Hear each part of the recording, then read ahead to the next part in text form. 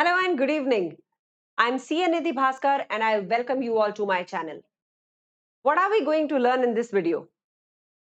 Something which every commerce graduate must know. Even if you are an ACCA student, CA student, MBA student, studying CAT, doing CS, planning for LLB, whatever. But this is something which every commerce graduate must know. What is that? Analyzing the financial performance and strength of a company. That means analyzing and interpreting the books of accounts of a company. How is it going to help you?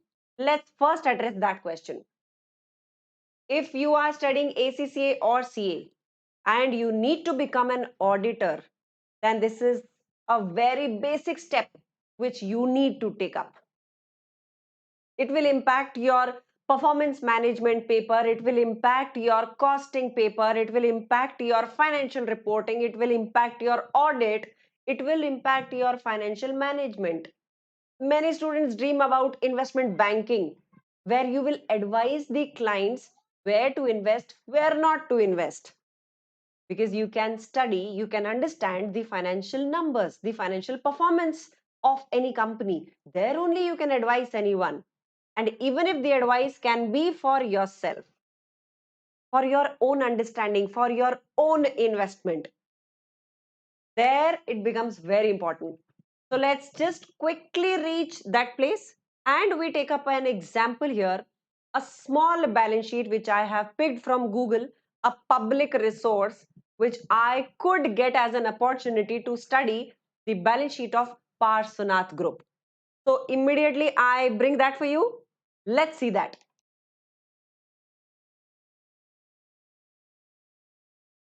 We are ready? Now this is Parsonath Group, Parsonath Developers Limited's balance sheet. Although it's a old balance sheet, but still it will be enough for us to understand how to see the financial performance of any company. First thing which you need to begin comes with the financial statements, the P&L. So I'll quickly take you to its financial statements, the major ones, and we see the performance of the company there. So as I mentioned that the balance sheet is a bit old one. It relates to financial year 17-18, financial year 16-17 are given to you as comparative numbers. That is always going to be there. You get a comparison of 2 years in the financials of any company. So if we see these are the financial results, the board of directors have prepared the report with these results. That means the board itself is declaring these results. Now let's just see. Profit or loss for the year. Last year it was 3,483 lakhs. This is in lakhs. And because this number is in bracket, that means it is a loss. So last year it was a loss of 3,483 lakhs. And next year it has gone to 11,734 lakhs.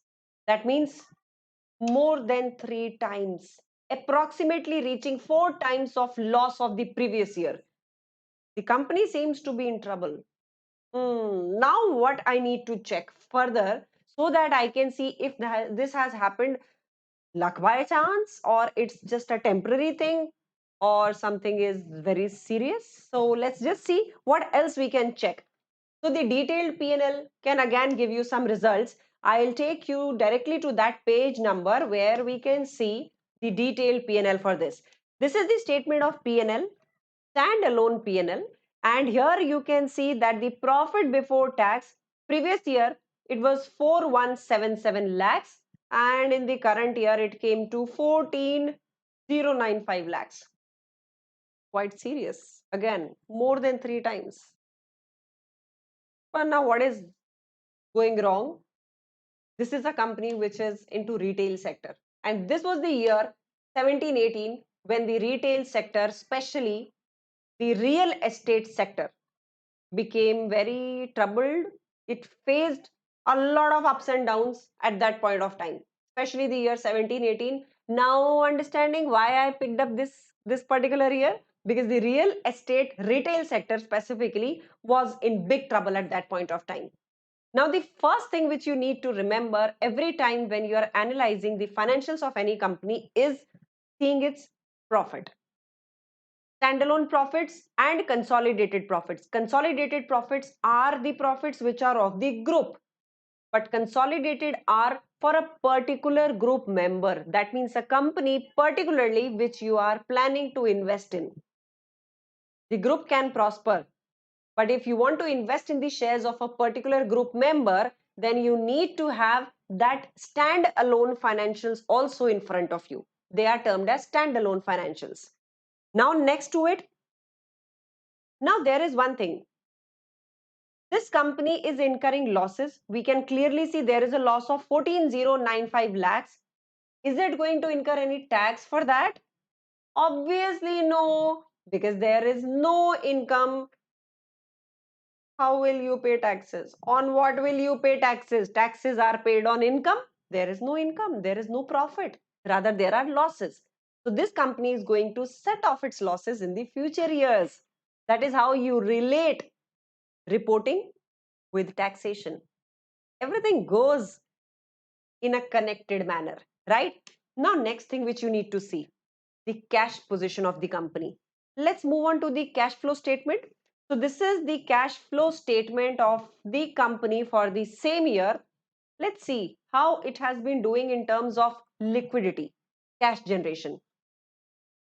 So here there are some adjustments happening. Now let's just see what are the net cash flow from operating activities. It's negative. My goodness, that means the company has used cash in operating activities. Definitely it is going to face some payable and liquidity problems also. That means there will be some problem in repaying back the debt because it is already facing liquidity crunch. Cash is not available in sufficient quantities with the company. That's one thing. Then if we see rest of the part about cash from investing activities, let's just see how are the investing activities going. They are also in negative. Great. Then the financing activities, they are positive because they have to borrow funds to keep their business running. Net cash flow from financing activities is positive, and the net result is cash positive at the end of the year. But still, if it is negative in the operating activities, that is a signal that the company may be in trouble. Again, I'll say may be in trouble. Now, how do you confirm this may be? So let's move to next page. Now, with the new IFRS, IAS, Ind AS, the companies have to give as much disclosure as possible. So they have to give the contingencies also. Contingent liabilities which can come up because of some event happening in future. That means this company will also be declaring some contingencies. Let's see that. So the contingencies, I'll directly take you to that page number. Here it is, the contingency note to financial statements. That's the 35th note. Now let's just see these contingencies. Demand for payment of stamp duty, that's fine. That relates to the taxation department. Customer complaints pending in courts. Can you see the numbers here? The highest number is 38,139 in all the claims against the company, and specifically these claims which the company has not acknowledged as debts because it is not yet confirmed that this much amount becomes payable to the parties. But still, the biggest amount is customer complaints pending in courts.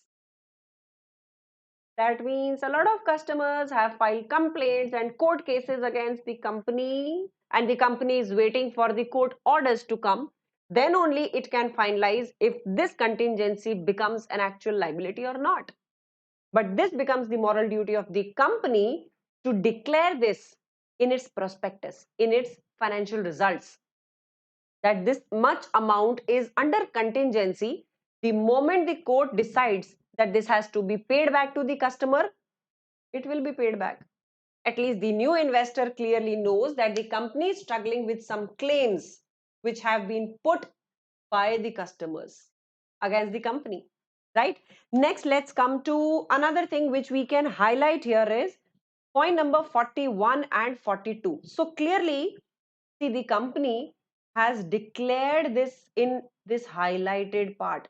The project has been delayed due to non-receipt of approval for the revised building plans. That means what has happened is the approval has not been received from the authorities. That is why their project got delayed. And whenever the projects of any real estate company that gets delayed, it creates a lot of problem, because the customers then carry a right to drag that developer or that company to court. And that is what is happening with Parsonath Group also. Now let's see point number 41. Consequently, as a result of delay in completion of the project, Resident Welfare Association has filed complaints against the company and its directors, which are pending before the Economic Offence Wing and Delhi High Court. What a honest declaration, I'll say. They have clearly said this because there was a delay in the completion of the project. The RWAs, Resident Welfare Associations, they have filed complaints against the company, which is still pending. So that's point number 41, 42. Clearly, they have mentioned here also. The company had entered into development agreement with Chandigarh Housing Board for the development of an integrated project at Chandigarh. Owing to various factors, disputes had arisen between the company and Chandigarh Housing Board. Pursuant to the arbitration award, the project was discontinued. That means there was some arbitrator who was appointed, and then this project got discontinued and it was surrendered to Chandigarh Housing Board. It came into picture that this particular project gave this company big hit of big losses, because the project got surrendered. It could not get fulfilled and it could not lead to selling the units to ultimate consumers. Clear declaration, clear disclosure. What wonderful, um, I should say, disclaimers and disclosures have been made here. Now let's talk about next important crucial thing which you need to remember.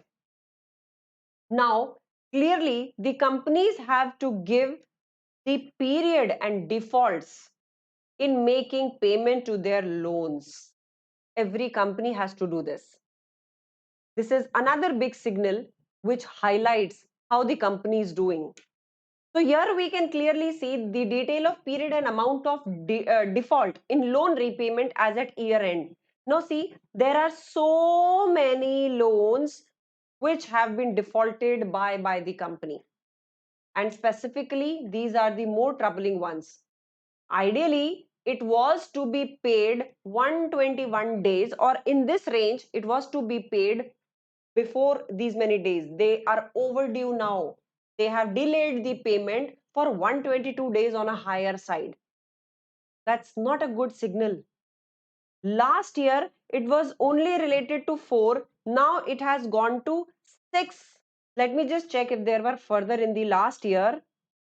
No, there were no more than 4 companies to which they were defaulting in making payment. That means last year there were only 4 financiers for which they committed a default in payment of principal or interest. But this year there are 6 in number. Clearly shows that the company is struggling with some, you can say, liquidity problems or some profitability issues, because of which they are not able to pay back their debts, loans in time. So we ideally saw 4-5 factors here just to give you a starting introduction of analysis. 1, always see the P&L of the company. 2, always check the contingencies of the company. 3, its cash status. 4, the dues which it is carrying. And 5th, what is the group status? Because sometimes it happens that a particular entity doesn't perform well standalone, but its group really performs well. In that case, your stock price keeps on growing because the group is growing. That's a different sentiment of the market also. But yes, we are not talking about stock markets here. It's a simple thing which I wanted to cover up that relates to analyzing the financials of a company. And this is how we do that. I hope you will find my video fruitful enough to at least move one step ahead in analyzing the financials of a company. If there is anything you would like to highlight, please feel free to mention that in the comments section. Till the time, please keep on learning something, keep on studying, keep on growing well. Thank you so much. Take care and bye bye.